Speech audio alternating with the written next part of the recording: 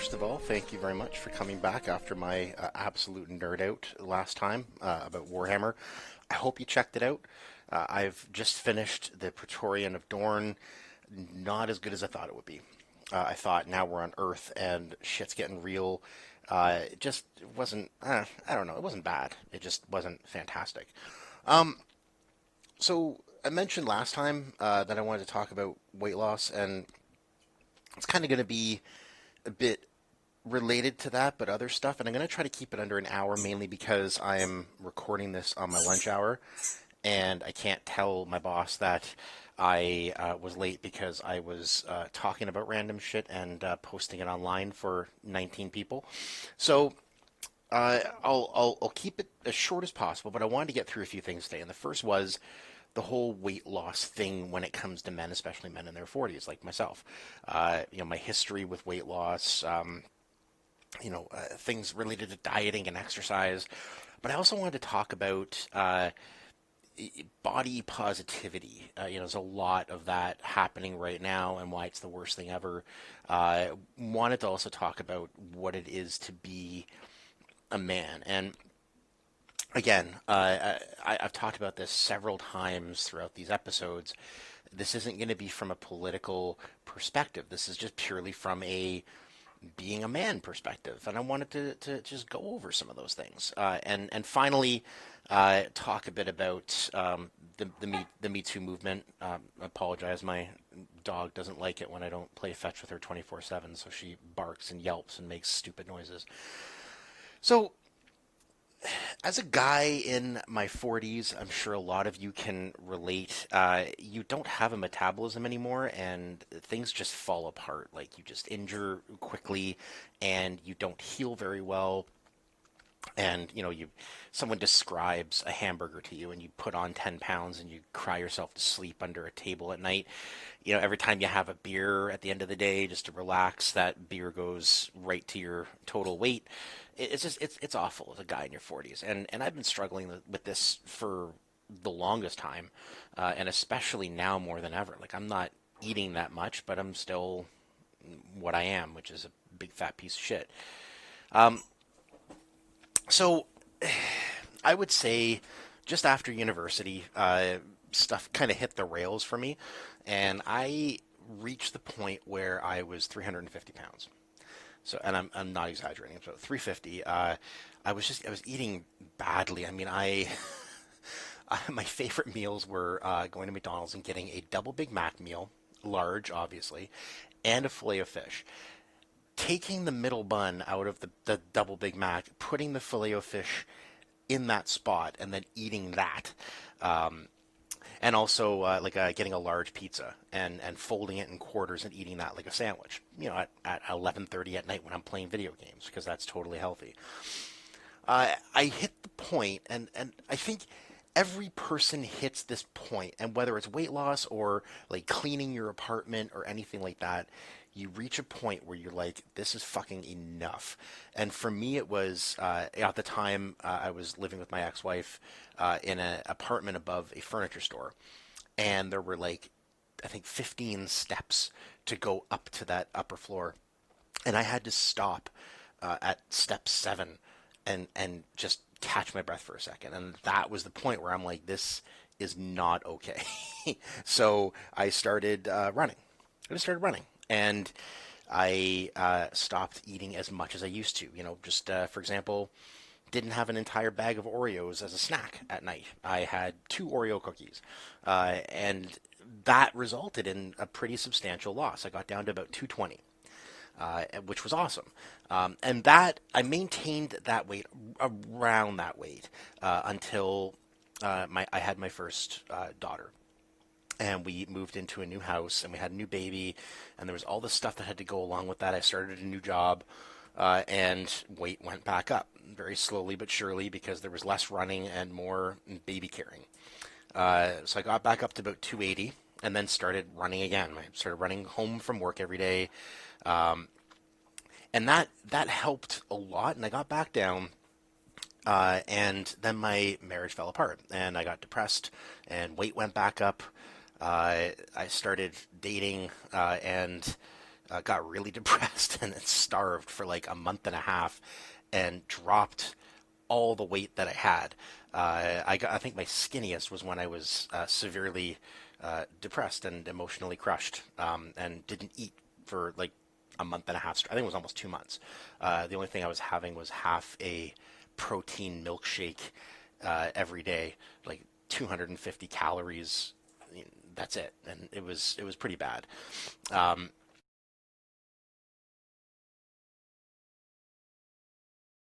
So it's really been kind of a yo-yo for me, just up and down, up and down. In terms of physical fitness, I've tried lots of things. I mean, obviously running was a big one for me, but I don't know if you guys are around my age, but if you've been running a lot, your knees are done. I can't run anymore. I might be able to handle it if I wore knee sleeves, but I've done a lot of damage to the joints just running. So what other low impact things can I do? Well, there's swimming, but swimming, I don't know how much it is in your neck of the woods, but here, if I wanted to swim, if I wanted to join like the adult swim team for my city, and just which is basically you have coaches and you just do your classes like 3 times a week or whatever, uh, it'll cost more than a Porsche in terms of monthly payments, and that's just not okay. Even just a regular like lane swimming membership or 10 block, it costs a lot. It's like 200 and something dollars just to swim on my own. And I've gotten into the habit because of the running of listening to music and listening to something while I'm exercising. So the idea of going for 45 minutes and swimming lengths without anything to listen to whatsoever is just ridiculous. I won't entertain that for a second. And no, I'm not going to get wireless earbuds that are waterproof. I don't want to be that guy because then I have to wear one of those head condoms, and I had to wear those when I was on swim team in high school. Oh yeah, so I'm a fat piece of shit, and I was on swim team in high school and university. So riddle me that, all right?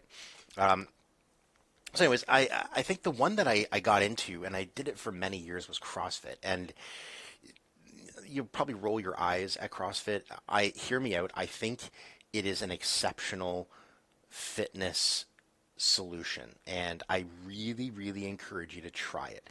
And it wasn't just because the workouts were exhausting and the strength training was good, but you had like not only a coach, but you had all your classmates, and they would all encourage you. And I found, regardless, because I did CrossFit in 3 different cities, and every single place was amazing. The people were amazing.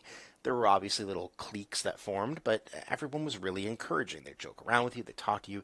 It's a great social exercise method.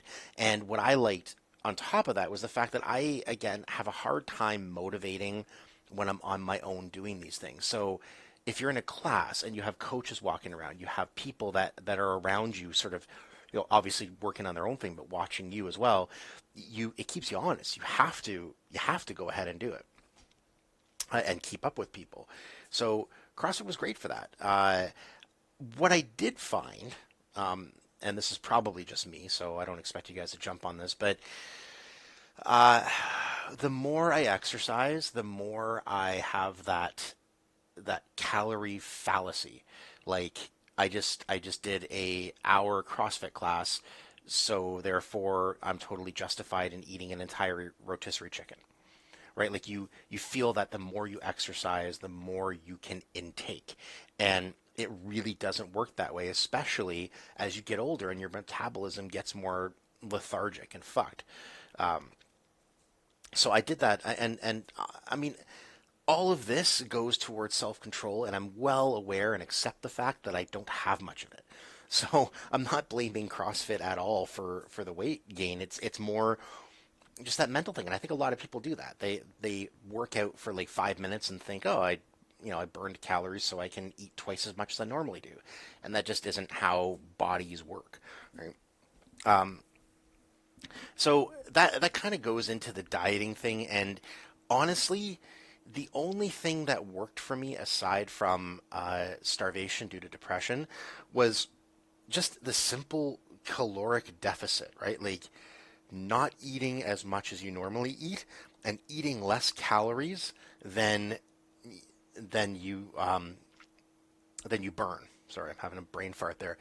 Uh, I've become very suspicious of any diet that has a name, like the keto diet, or paleo, or what is it, California diet. I don't know, all this bullshit. But they all have this thing in common where you have to eat specific foods and you never stick with it. I mean, even people, I know people who have been doing keto for years and it's worked. They've dropped like 40 or 50 pounds, but their bodies start showing effects from that. And I apologize, and I'm sure there are people listening to this who have done keto and swear by it. And it's the best thing ever. Carbs are your body's fuel, and you need some of them to have energy to do stuff like that. There was a couple of people at my last CrossFit gym who were big into keto, and they were gassed. Like they had six packs and they were really ripped, and I was beating them in some wads because they just didn't have the energy. They didn't have any carbs in their system.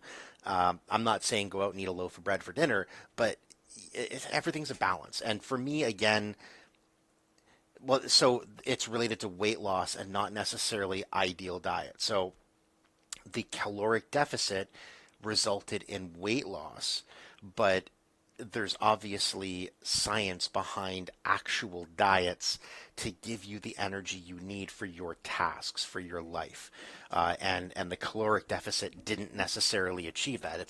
It's one of the two things, right? Like you cut down on your calories, but make sure the calories you are intaking are a good balance of protein, carbs, and fat, and you have lots of protein for muscle, and you have less carbs. But I mean, aside from that, don't do keto, don't do paleo, don't do Bernstein, don't do any of that shit. Eat less. So, I like to call that diet the not eating like a fucking idiot diet. Uh, just cut down your portions. Like I struggle with that. I struggle with loving food and portion control. I would pound an entire tray of lasagna for fun if I could. It's a constant struggle, and it has to be something that's top of mind. Diet pop is the same thing. So I've been a big diet pop drinker for many, many years. And I think it's another one of those fallacy things, right? Like it's 0 calories, but then you're kind of craving it. You have to have some popcorn or chips with your diet pop. And it's okay because the diet pop doesn't have any calories. And then an hour later, you're like, you know what? I could really go for a chocolate bar. Because of the your body thinks it's getting the sugar it wants, but it's not. And I mean, diet pop started killing my stomach. Again, if anyone out there has this happen to them, please let me know. But diet pop started rotting my gut. It was really bad. Like I had these farts that would clear a house. Like they were just, my dog would cover her nose with her paw. They're pretty bad. They just smell like a midget crawled up my asshole and died. So I cut diet pop out. I think it's been 2.5 weeks now, and I've been having sparkling water instead. I don't feel any healthier, but I've been told I'm still going through quote unquote detox and withdrawal, which I think is bullshit.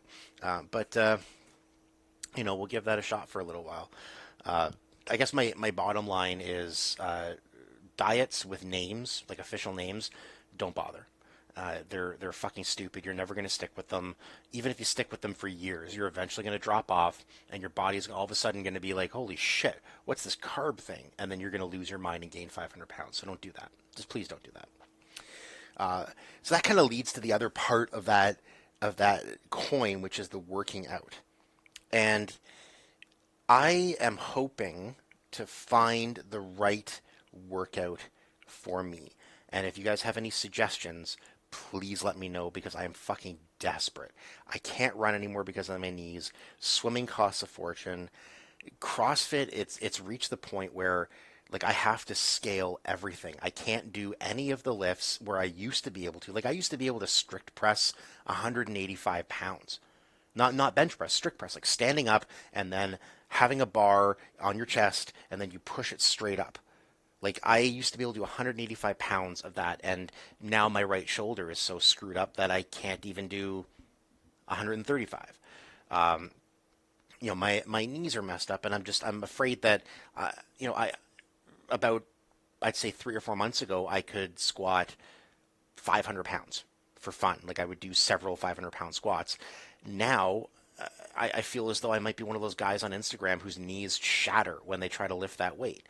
So CrossFit for me has kind of hit that point where I can't do it anymore. I'm not built to handle that. So right now all I'm doing is taking my dog for long walks. And there's a track nearby. We'll go and I'll walk around the track like 5 or 6 times and while throwing the stick for her, and she loves it. And it's low impact. The track is rubber, but that's obviously not enough. And I don't know, like, what's the solution? What's left for me? I was thinking, maybe getting back into swimming if I can find the budget for it. I have a bike, but biking, it just turns people into assholes. And if you're a biker, go fuck yourself. I hate bikers. I haven't met a single biker who is a genuinely nice person. Like someone who relies on their bike for regular commuting and exercise. Not one of them has ever been a nice person. And if you're the exception, congratulations, but most of your people are still fuck nuts. So I was even thinking about getting into like jiu-jitsu. And it's purely because a Joe Rogan podcast talked about Anthony Bourdain and how he got into jiu-jitsu when he was in his 60s and he got super ripped from it. Uh, I, I mean, maybe it coincides with the fact that I've never taken a punch or been in any kind of like life or death altercation before in my entire life, and kind of want to have that experience, like going 1-to-1 against some guy in a quote unquote fight and trying to best the other person. So I'm contemplating that, but again, it's like it's money every month, and I have to go somewhere. And with COVID, probably have to wear like a body condom and poke holes in it for the eyes, like just such a pain in the ass. So I don't know what the answer to that is. I'm going to summarize all this mad rambling with I've been super fat and thin and super fat and thin, and now I'm somewhat fat, with the risk of going over the cliff into super fat. And as far as I know, there are two ways to handle that, and they're both hand in hand. They have to go together. And it's the dieting, so watching what you eat and eating less calories than you need, coinciding with exercise. And I'm struggling with both. And I'm sure there's a lot of you who are struggling with the same things. There's no easy answers. So honestly, what I found has been helping so far is, we have regular Fortnite nights with my friends, and just talking to them about it. And I know it sounds stupid, but just mentioning, like, oh man, the wife baked some cookies and they're upstairs calling my name, and then having one of your friends say, don't do it, just stay down here. We don't have enough time between rounds. Just hang out here. Don't give in to it. It helps. It helps to have someone to talk to about that stuff. And in terms of the exercise, honestly, it's part finding the right thing to do, and it's just part this motivating myself. And I do need to motivate. I have motivation. I have things that are motivating me, like taking my shirt off at a beach without being embarrassed, or living long enough to see my daughters walk down the aisle. Those things should motivate me, and they do.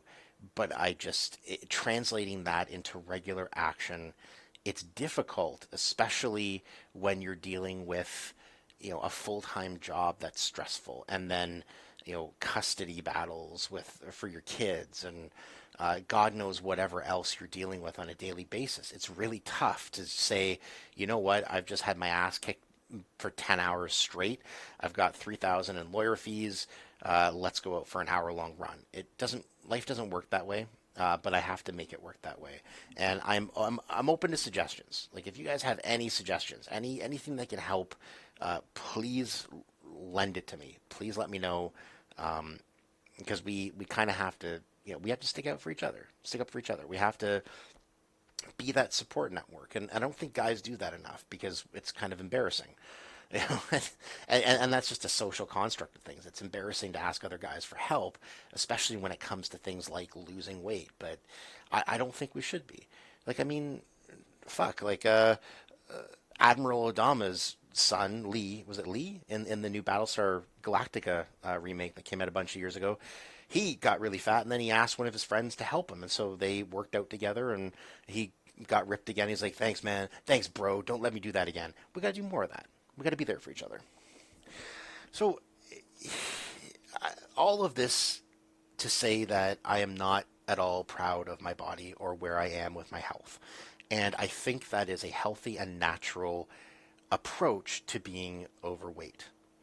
Uh, Being overweight is not something to be proud of or to encourage. It isn't healthy. Like when I was 350 pounds, I didn't think I need to make people realize that I love who I am. I didn't love who I am. I felt like absolute garbage and I was miserable. And I think everyone who is overweight feels the same way. And if they're not, they're either mentally deficient or they're lying to themselves or lying to other people at least. Like there's this new movement, this body positivity movement, and I'm really torn. Like, it absolutely breaks my heart when people are ridiculed for their weight, and I never want to be someone who does that to someone else. You know, it's a difficult thing enough for people to struggle with. The last thing they need are other people ridiculing them and calling them fat and shaming them for how they look. Like, they know how they look. They know how they feel. They don't need that kind of abuse, and it's terrible. But at the same time, being overweight isn't a good thing. It shouldn't be something you're proud of. It should be something that motivates you to lose weight. Like, I've right now hit my point. It's time to fix this shit. Because trust me, like, losing weight feels amazing, right? Like, it just, some of my best memories are when I lost a whole bunch of weight, and the little things that I did that I took for granted then that I can't do as easily now when I'm overweight, like just bending over and tying your shoes without popping your shoulder out of socket because you're trying to heave yourself over the midgut. You know? So this entire movement of overweight people saying, you know, being big and bold is beautiful, it's not. It just isn't. And I think it's doing far more damage to society than anyone is willing to say. Uh, this particular viewpoint will get me murdered on social media, but this is one of those things. This centrist kind of viewpoint. I understand people who struggle with their weight are going through that struggle, but they shouldn't be told, you know what, you're beautiful the way you are. They should be told, you're a beautiful person, and now let's help you become beautiful outside as well as inside. Because being overweight is not beautiful. It is not good. It is not healthy. It is a serious health condition. It just is. And this isn't the kind of thing where, you know, the science is out on it. The science is unanimous about it. If you are overweight, you are unhealthy. You are more prone to heart disease, to liver disease, to all the diabetes, all these terrible things if you're overweight. So stop dancing around on social media and saying, you know what, I weigh $2 and I am beautiful. You are absolutely not, and you should get rid of the weight. And I'm a hypocrite because I'm overweight and I'm not doing much about it right now, but at least I fully admit I look in the mirror and it sucks and I fucking hate it. And I think every person who's overweight should feel the same way and do something about it. So this body positivity stuff it's just garbage.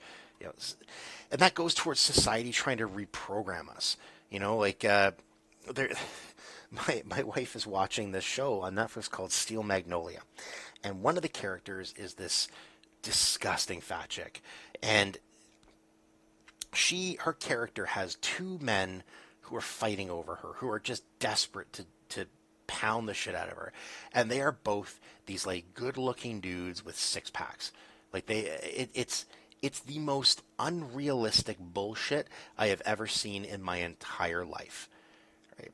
But I mean, then again, the show is probably like their audience is probably 90% women who look like this fat chick and fantasize about this stuff. So it's just preying to their fantasies, and that's whatever. I get it; it's entertainment, but no, like it's a suspension of disbelief that no one's willing to suspend. No one can look at this thing, this Easter pig, and I'm sorry, I'm being really mean. This overweight woman, they can't look at her and say reasonably there are two really good looking guys who are ripped who are fighting over her. It just wouldn't happen in real life.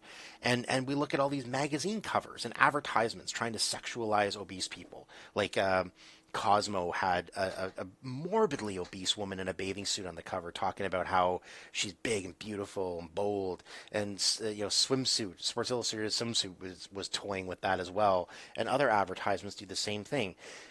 No amount of social media or advertising or media in general is going to convince men that that is attractive. It just won't. You cannot program society that way. That's not how it's done.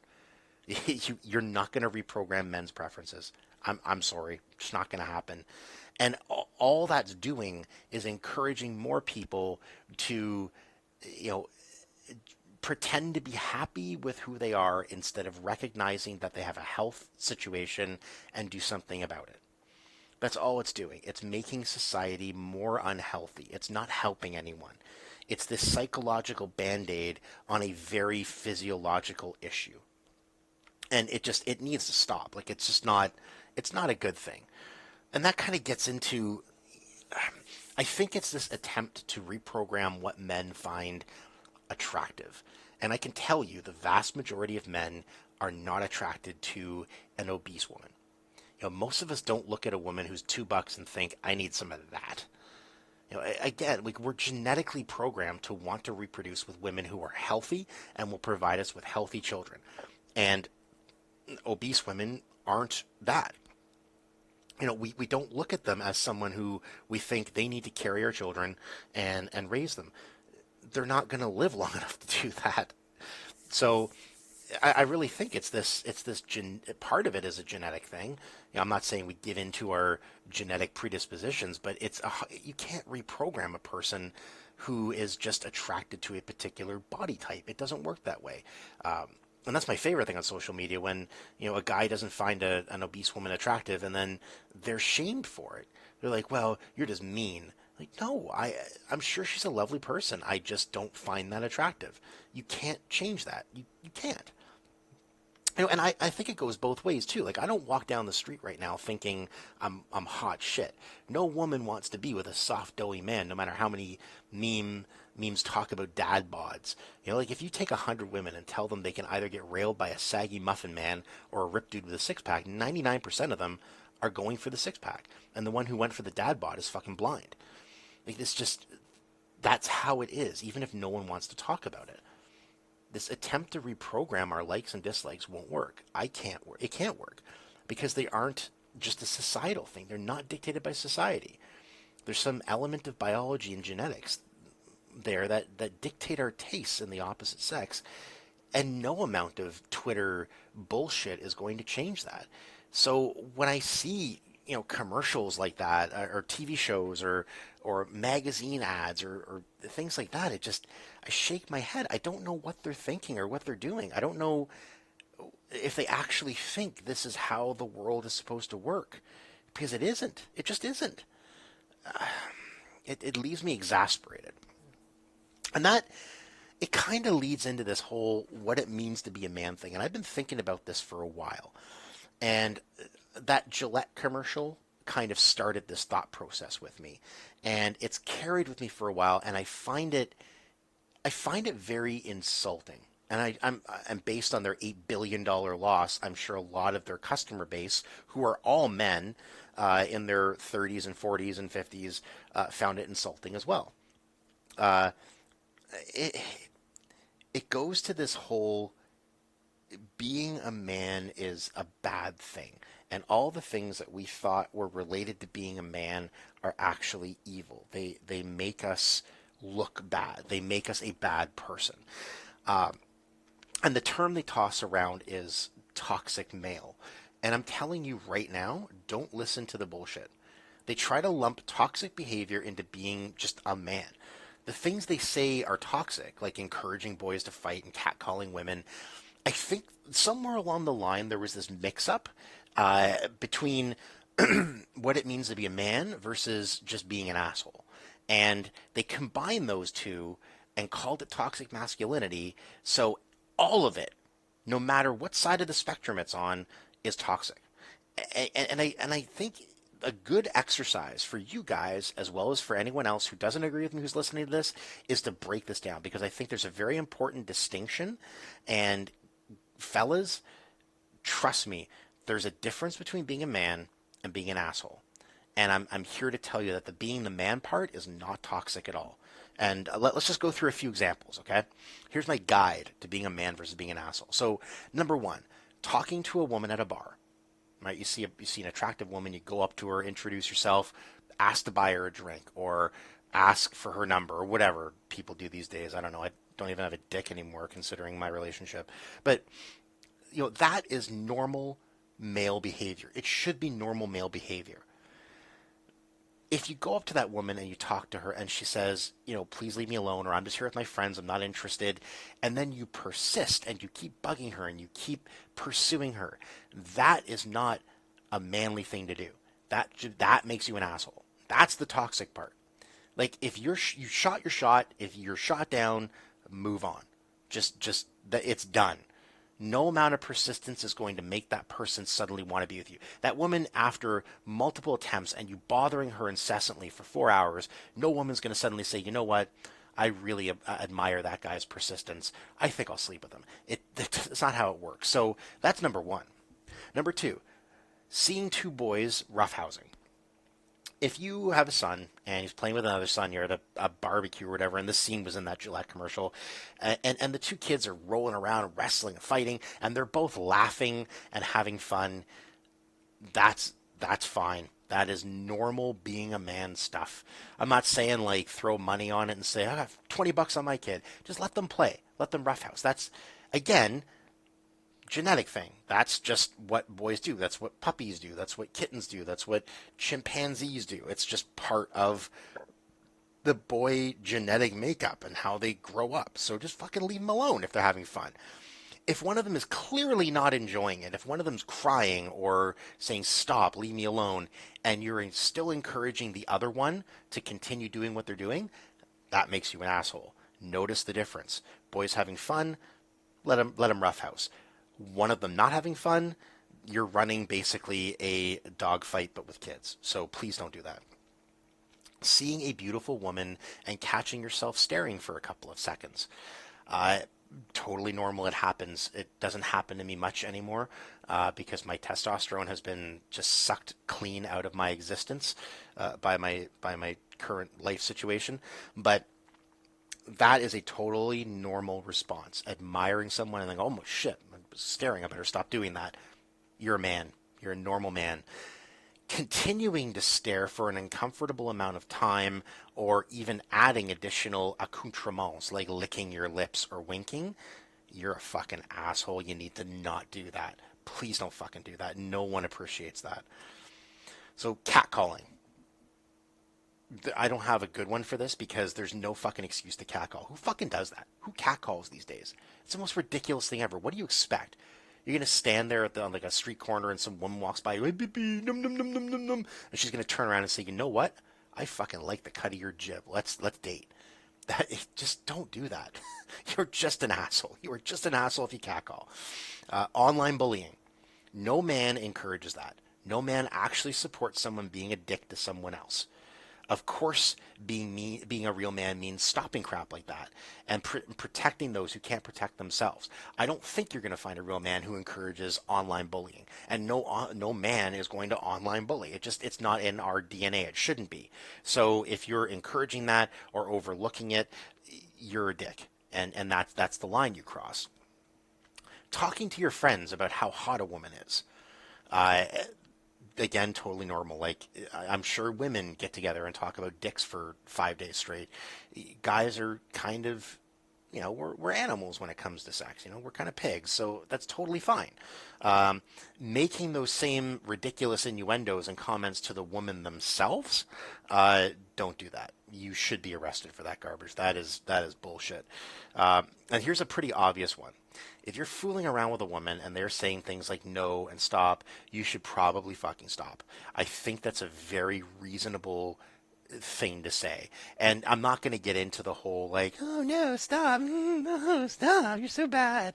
I think most of us, if whether it's a hookup or we're in a relationship, you're pretty attuned to the personality and how your partner handles situations. And I'm sure you have a good handle, both of you have a good handle of what the boundaries are. So, I'll leave that to your discretion, but the bottom line is, if you aren't in tune with that, you don't have an understanding of that, you need to fucking stop like now. All right? So does that clear it up? Is that clear as mud? Like, is that a pretty good either or for you guys to understand the difference between being a man versus toxic masculinity? I don't think anyone else understands that, and it sickens me that it keeps getting lumped together. It that's not how it works. There is a very clear distinction, and some of the things that you do as a man are totally fine. You are a man for doing them. Don't ever let anyone tell you otherwise because they are incorrect. Okay? For me, I think about my situation and how my family would fall the fuck apart if I wasn't here sacrificing constantly to do stuff for them. And to me, being a man has some core fundamentals that make you a man. And I mean, I'm not saying women don't do these things, but I'm just saying it kind of becomes the man's thing. It means going to work when you're sick, because your stepson really wants a new gaming PC and you can't risk not being able to get that for him. People are counting on you, so you go to work, you do things when you're sick. It means taking care of your family. It means being the strength that your partner and kids depend on. It means having integrity and standing up for people who need help, being an example of the kind of man your daughter or son would want to be with when they're older. And yes, I said daughter or son be with. There's if one of my kids, male or female, told me that they were gay, I would certainly hope that everyone listening to this would react the same way that I would, which is I don't give a shit. You're my child. I love you unconditionally, and I just want you to be happy. So, anyways, uh, where was I? Got distracted now. Yes, getting the short end of the stick despite being the better parent when it comes to custody, and that's another one that's kind of near and dear to my heart, unfortunately. Having the vast majority of dangerous jobs and frontline soldier roles, social stigma of still suffering in silence and yet being counted on when everything is falling apart. Like those are the things that make men men. They make us like that's our strength. That's what we contribute. Um, and some stats on being a real man. And I looked these up and I thought it's pretty telling, especially with, it goes back to the toxic masculinity and this whole push that, women are excluded from certain jobs and things like that. Yeah, let's go through some of them. Like they account for 93% of workplace fatalities because we're in the most dangerous jobs, the shittiest jobs that no one else wants. 97% of war or combat fatalities because we're the frontline soldiers. 79% of all homicide victims are men. Yay for us. Half of men with no visitation rights still pay child support. And believe me when I say this, no matter how much the kids want to be with the dads, the law always leans to the mother. I have personal stories in this I'm never going to get into with you guys, but it is how it is. We're screwed. 80% of all suicide victims are men. 75% of homeless people are men. 97.1% of firefighters charging into fires and dragging bodies out are men. And I will tell you right now, that is less because, oh, actually, one more. 87.4% of frontline police officers are men. Now, both of those aren't because of gender equality issues. Both are tough jobs that have physical strength and fitness requirements, and those requirements can't be relaxed for women because people's lives are on the line. And I know it's a silly example to give, but if I'm trapped in a house fire and a firefighter makes it into my room to bring me downstairs and out of the house, there is a real difference between a 200-pound man doing that versus a 140-pound woman. Uh, it means the difference between my life or my death. And I don't want to hear any bullshit about that because that is the physiological reality of life. So just, we as men, I think we're taken for granted quite a bit. Uh, no one appreciates the contributions we make. No one appreciates the place we have in society. And all that happens is we're accused of being toxic. And I'm sick of it. So, all this to say, if you're a guy, don't listen to the bullshit. Just don't listen to it. It doesn't apply to you. Unless, going back to my asshole examples, you're doing one of those things, then it totally applies to you. So stop doing that. And it kills me. This double standard really kills me. Like the toxic behavior, like fighting or hitting on the opposite sex, it's toxic when it's a man, but when it's a woman, it's all yes, girl, slay queen. The irony is that most women are attracted to men that exhibit the very characteristics that they criticize. Right? Like how dry must a vagina get when a dude sits on his hands and says, "Please, ma'am, may I place my lips on yours and tickle your tongue with my no-no pencil?" It, it's no woman is attracted to that, and again, it goes against that basic biology. No matter how much people try to change society for it, women do not want to go with some weak piece of shit man who just doesn't exhibit any of those caretaking or protective characteristics. It doesn't work that way. So getting on to the other part of that, and it kind of leads to this next thing I wanted to talk about. Most men are straight and they like young hot chicks. I'm waiting for the shock to die down. That is how it works. Biological imperative to propagate the species drives us to again look for young, nubile, fertile women. So we're being what the hell's the word I'm looking for?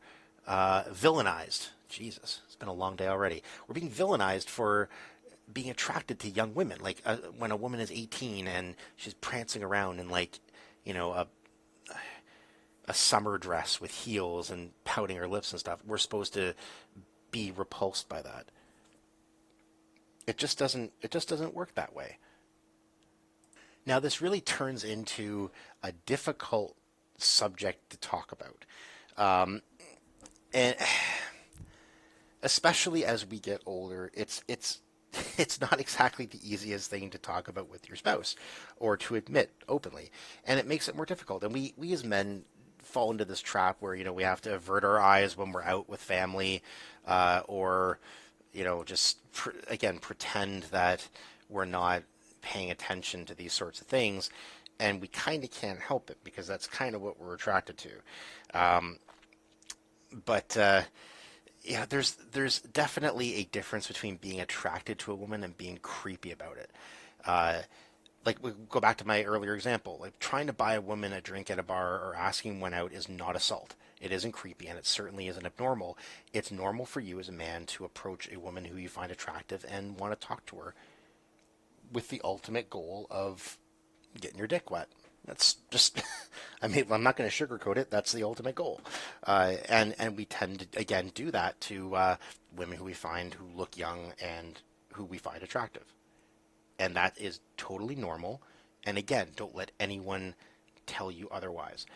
And this kind of leads to the other thing that I've noticed on social media, and it's driving me nuts, especially because it's a difficult conversation to have.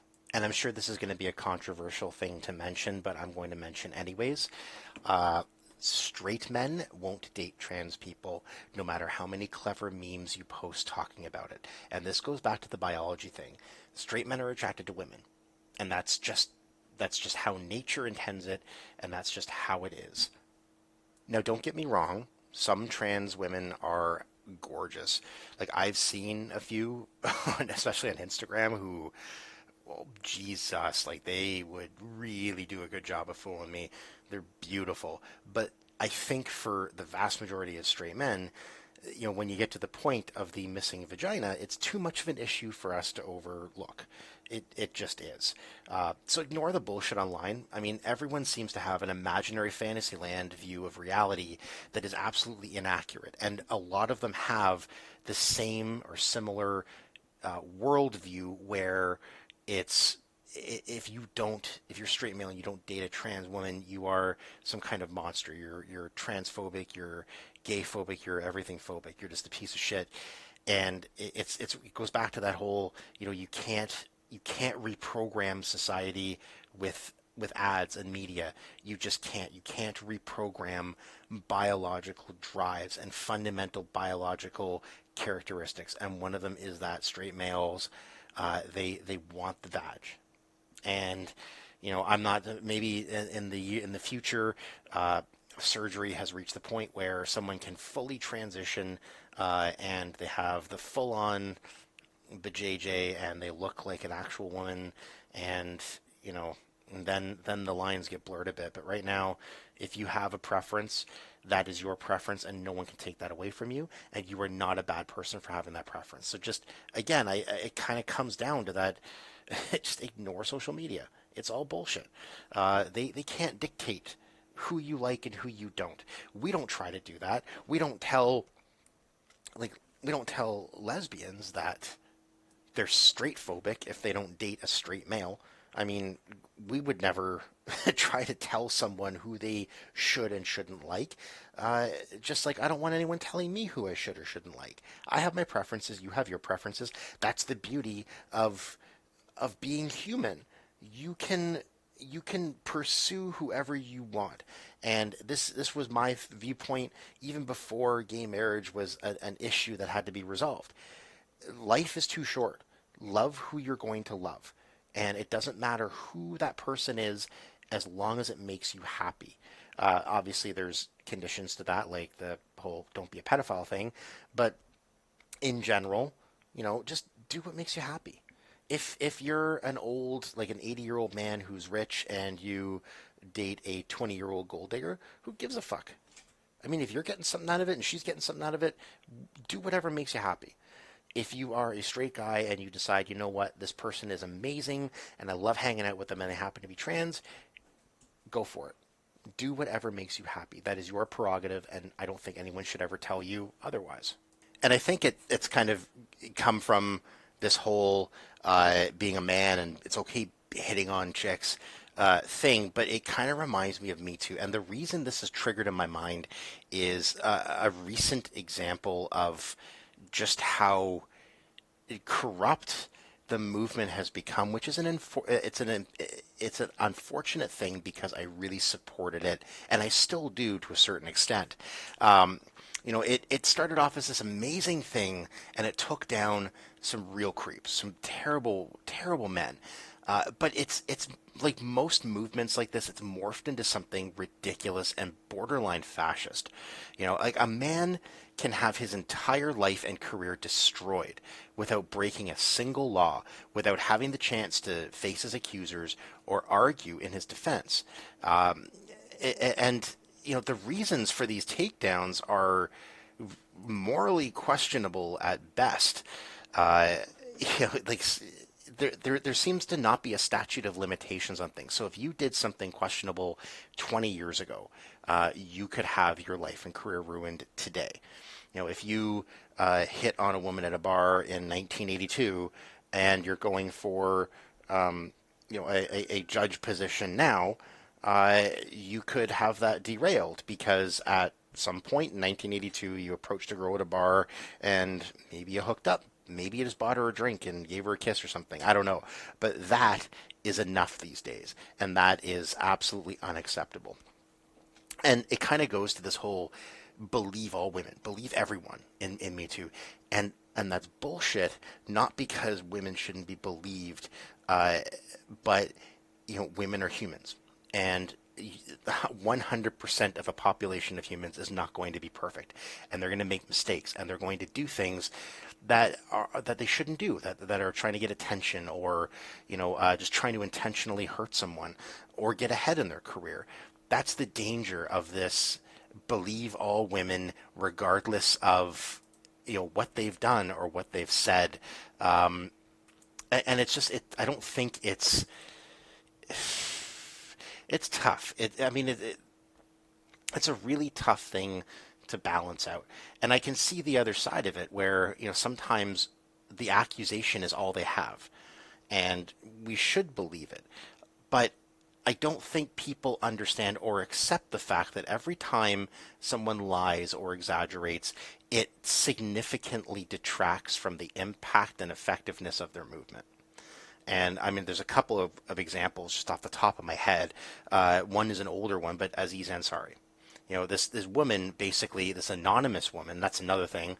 The anonymity, like if you are, oh God, I understand why anonymity is important when you're facing your accuser. But in this particular case, a woman, an anonymous woman, published an article trying to Me Too the hell out of him by telling the story of their first and only date.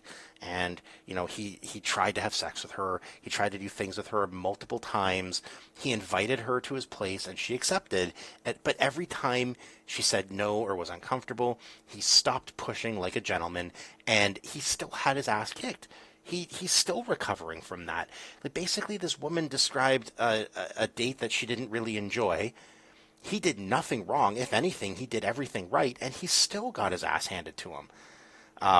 It's that conflation, and I think Matt Damon said it one time, and he almost got his ass kicked for it, that the Me Too movement, it suffers from conflation. It's this whole idea that, a man who like walks past a woman and pats her on the ass versus a man who drags a woman into the bushes and physically, sexually assaults her, they're both terrible things, but one is more terrible than the other.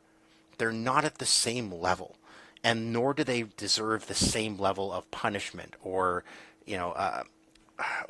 consequences. And we have laws that sort of dictate that. I mean, we have laws that cover every other offense, and how, there's even degrees of murder, third, second, and first. So the fact that there can't be that with this, like if I go up to a woman at a bar and pat her on the ass, I am going to have my life ruined and destroyed the same way I would if I actually committed a crime. And that doesn't seem to jive with me. And I go to the Chris D'Elia situation because I kind of enjoyed him. He was one of my favorite stand-up comedians, but I liked him. He was funny. So he was accused, I'm sure many of you have already read into this, but he was accused by several girls of being an absolute pig and wanting to make out with them. Shocking. A man wants to make out and have sex with a young, hot chick. So he was accused of just being a man, basically. And the part that was iffy was that they were all underaged. And he was being called a pedophile and a predator.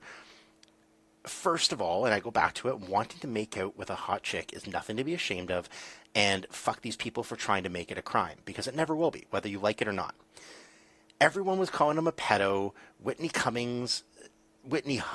fucking Cummings, who was his longtime friend and co-worker, the fucking hack, threw him under the bus publicly like a piece of shit human being. Didn't call him up and say, like, privately, dude, this isn't right. Can you tell me what's going on? Posted on Twitter about how she's ashamed of him and how he's disappointed her and he's a garbage human being. All right? Then Chris released the email exchanges showing that for each girl that accused him, the second he found out their age, he immediately cut off communication. So basically, he was a normal dude attracted to hot young chicks, and when he found out that... Sorry, I just lost my train of thought for a second. So the second he found out that they were underage, he immediately cut off communication. So he's a normal guy. He's attracted to hot girls, and he talks to them on social media. And when he found out that they weren't 18, he immediately did the right thing. And those girls, to a T, without exception, were fucking liars and con artists, because they didn't include that part of the email exchanges. They all posted on Twitter about how he was like, oh, I want to make out with you. I want to do shit with you. Every single one of them excluded the part where he asked how old they were, they gave him the age, and he immediately said, oh, sorry, I thought you were old enough to be at my show. Forget it. To have a good life. Goodbye. So every time something like this happens, the Me Too movement loses respect and support. It's become a joke. It's become like a parody of itself. And I go back to this whole balanced look at society. Due process is a cornerstone of our legal system and Western society as a whole. The mob should never be allowed to dictate justice because it can lead to tyranny. And you look at this in every aspect of American democracy as a whole. The system is designed to protect the minority from the majority. So that's why you have an independent judiciary. So if suddenly 90% of the American population says, you know what, gay people should be killed, the Supreme Court and the justice system is there to say that, I don't care how many of you want that, that goes against our morals as a society and the laws enshrined in our Constitution. So no, that's the whole point of it. So this is a microcosm of that, where there is no due process. It's the mob dictating what a crime is and what it isn't, without the protection of that legal branch to help or to shield people from these kinds of accusations.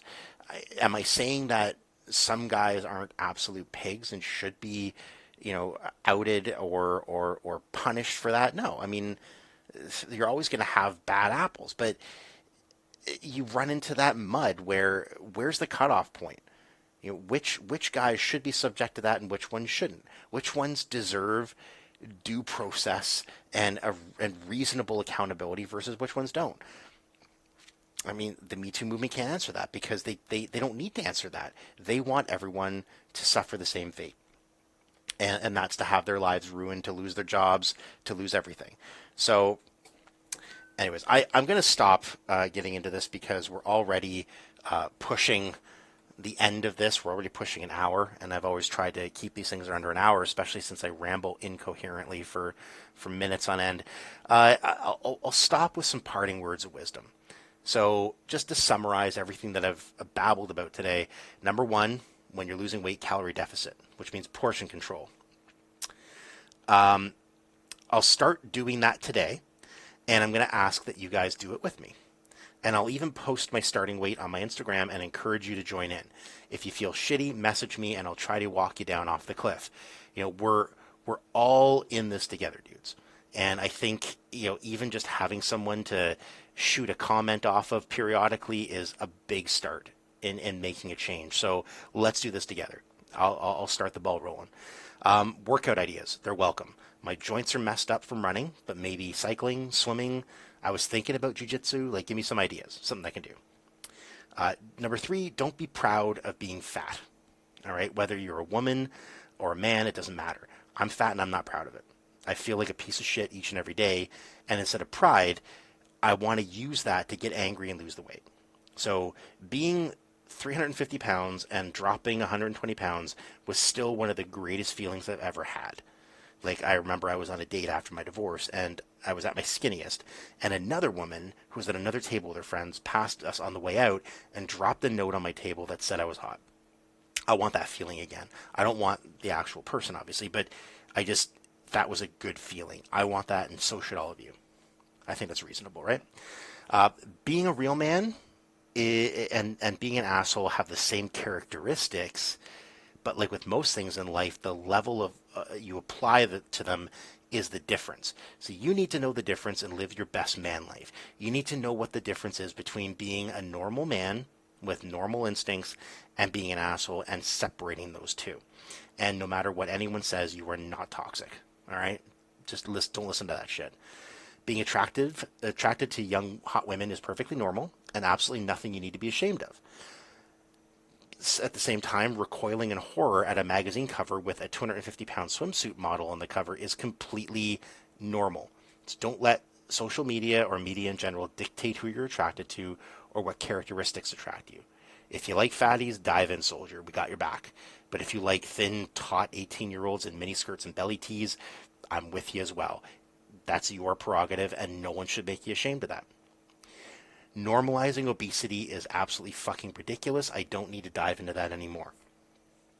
And related to that, if you're a straight man and you're repulsed at the thought of being intimate with a trans person, welcome to being a normal fucking human being. You have nothing to be ashamed of. You are a straight male and you've looked at a smoking hot chick on Instagram only to find out they're trans. You're also normal. Us guys are visual creatures, right? We like things that we find visually appealing. And hey, if you go into a trans situation eyes wide open, no one will judge you for that, nor should they. This is the only life we have, and it snuffs out way too quickly, so do whatever the fuck makes you happy. And finally, Me Too is a fucking joke. Again, get off of Twitter unless you love reading about women who fucked a guy at a party 20 years ago and now say they were raped because they regretted having to walk across the quad in the morning after. As an addendum to that point, if you are someone who has been sexually assaulted or raped, call the fucking police. go through the actual legal process and try to take that piece of shit down the right way. Ruining their life on Twitter might feel satisfactory, but it isn't the right way to go about things. If you want to do both, go for it, but make sure you're doing the legal part as well as the social part. If you just try to do it on social media, you're being disingenuous, and it really makes people suspect of your crap. And going back to my earlier point, Me Too isn't necessarily bullshit, and I know it kind of, I'm going to an extreme there. What I will say to that is every single time there's a situation like this Chris D'Elia one, it severely damages the integrity of the movement itself. So every time there's a lie or an exaggeration or a misdirection or an omission with someone, it takes away from my ability to just believe no matter what. And I know that that itself 5 years ago was a reasonable thing to say, and now it's super controversial, and I'm, a part of the evil patriarchy or whatever.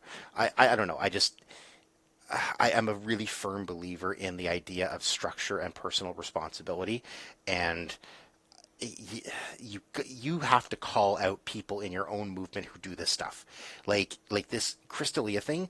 You people who are ardent supporters and pushers of the Me Too movement should be dragging Whitney Cummings across the coals and calling her a fucking idiot. You should be dragging those girls who omitted that shit across the hot coals and telling them that they're damaging your own movement. You got to take a stand. You got to purify your own stance and not let these people ruin it for you, because that's why the vast majority of the population who aren't on Twitter, by the way, don't follow your shit as hardcore as you think we should. It's because of situations like that you lose all accountability. All I'm losing my words now. This is what happens. I'm already in my 40s with dementia. All right, I'm just going to stop here. I am finished my lunch break and have to go back to the real world so I can pay my mortgage. Thank you again for listening to my crap. I have no idea what my next episode is going to be.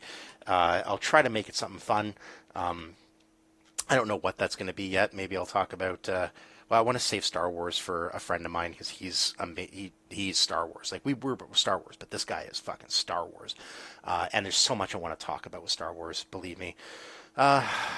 I don't know. I'll think of something fun. Anyways, I'm going to shut my mouth now. Take care, everyone. Hope you're staying safe. Hope you're not killing your kids. Hope you're jerking off at least twice a day to clean the pipes. And talk to you soon.